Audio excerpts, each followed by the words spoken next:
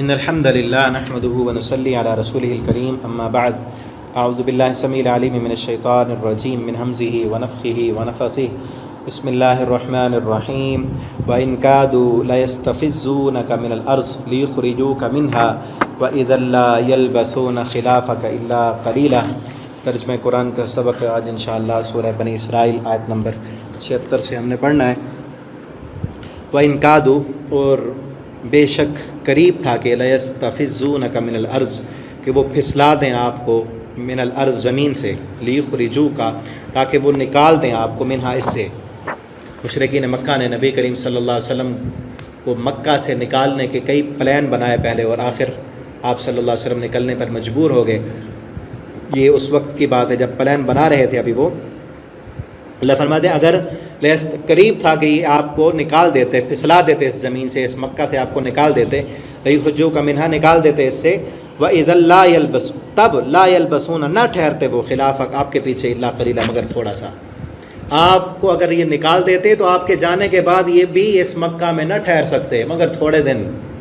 اور پھر تاریخ اس بات پر شاہد ہے کہ جب آپ صلی اللہ علیہ وسلم مکہ سے نکلے، آپ ہجرت کر کے گئے، پیچھے نہ ٹھہر سکے، اگلے ہی سال 70 مارے گئے بدر میں۔ اور پھر ابو سفیان خود چل کر مکہ میں آیا تھا اور کہا تھا محمد صلی اللہ علیہ وسلم ہمارے لیے جو ہے آپ اللہ سے دعا کریں، قحط سالیاں ہیں ہمارے لیے۔ اور پھر جب ثمامہ بن اسال مسلمان ہوئے اور اس نے ساری گندم مکہ والوں کی روک دی تھی، مکہ والے کہتے ہیں بھوک سے ہم آسمان کی طرف دیکھتے تو ہمیں اندھیرا نظر آتا تھا، بچے بھوک سے بلکنے لگے تھے۔ جس طرح انہوں نے شیخ ابی طالب میں بند کر کے مسلمانوں کو ستایا تھا نا، اسی طرح ان پر بھی قحط سالیاں مسلط ہو گئیں اور نہ ٹھہر سکے وہ۔ اور پھر بالآخر مکہ فتح ہو گیا، مسلمانوں کے قبضے میں اللہ رب العالمین نے دے دیا، ٹھیک ہے نا۔ سنتا، یہ طریقہ ہے ہمارا، من قد ارسلنا قبلک، جو ہم نے بھیجا قبلک، آپ سے پہلے، میرے رسول نے اپنے رسولوں کو، کہ آپ سے پہلے جتنے بھی رسول آئے، ہمارا طریقہ یہی رہا ہے کہ ہر رسول نے آ کر اپنی قوم کو ڈرایا، سمجھایا، بتلایا۔ اگر اس قوم نے سمجھ لیا اور اپنے رسولوں کی فرما برداری شروع کر دی، مان گئے، تو کیا ہوا؟ ان کے لیے انعامات اور دنیا میں بھی رحمتیں اور برکتیں ہم کرتے رہے۔ اگر نہ مانا انہوں نے تو ہمارا طریقہ یہ ہے کہ جب رسول کے جانے کے بعد پھر وہ قوم، وہ بستی باقی نہیں رہی، یہی طریقہ رہا ہے۔ وَلَا تَجِدُ لِسُنَّتِنَا تَحْوِيلًا، ہمارا طریقہ اس میں کوئی تبدیلی نہیں آتی، ٹھیک ہے نا۔ کئی قوم عاد، قوم سمود، بڑی بڑی اللہ رب العالمین کی رحمتیں اور برکتیں جن پر تھیں، آسمان سے بارشیں نازل ہوتی تھیں، رزق کی فراوانیاں تھیں ان پر، اپنے پیغمبروں کو انہوں نے جھٹلایا، اللہ رب العالمین نے صف ہستی سے مٹا کر رکھ دیا۔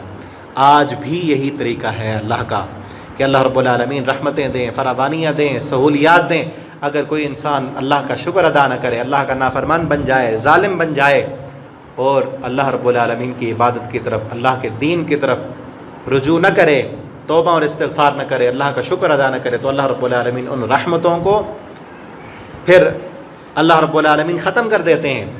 پھر اللہ کی پکڑ آتی ہے، کبھی قحط سالیاں آتی ہیں، کبھی مہنگائیاں آتی ہیں، کبھی دلی سکون جو ہے، اطمینان ختم ہو جاتا ہے، کبھی فتنے اور فسادات آتے ہیں، تاکہ کیا ہو، انسان پلٹے اللہ کی طرف، توبہ کرے، استغفار کرے اور اللہ رب العالمین سے معافیاں مانگے۔ اللہ کا یہی طریقہ ہے۔